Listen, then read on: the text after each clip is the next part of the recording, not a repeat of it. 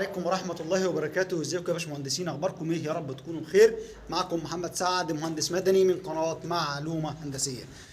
حبيت اتكلم معاكم النهارده عن موقف حصل لي.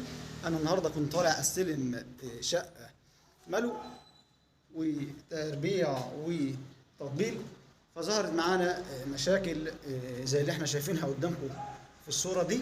المشاكل دي وهي تطبيل المحارة او تطبيل الملو. فحبيت اتكلم معاكم ان احنا ازاي نتلافى المشكله دي من الاول اثناء الترطشه. طبعا يا باشمهندسين اسباب التطبيل دي متعدده. هقول لك الاسباب دي بالترتيب. اول حاجه يا باشمهندس، لابد الصناعي قبل ما يبدا في عمليه الترطشه يرش الحائط بالماء. بعد كده الترطشه بتتاخد وش على الخفيف، وبعد كده بتتاخد كمان وش، يعني وشين.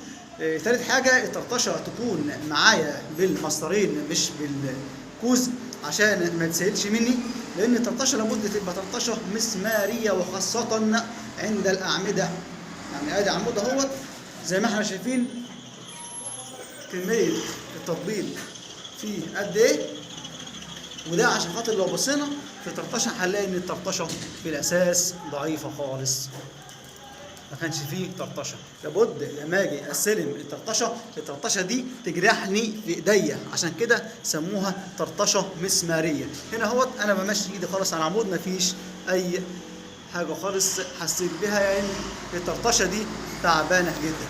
وبالتالي لما تكون الطرطشه تعبانه بتظهر معايا مشاكل التطبيل زي اللي احنا شايفينها دي.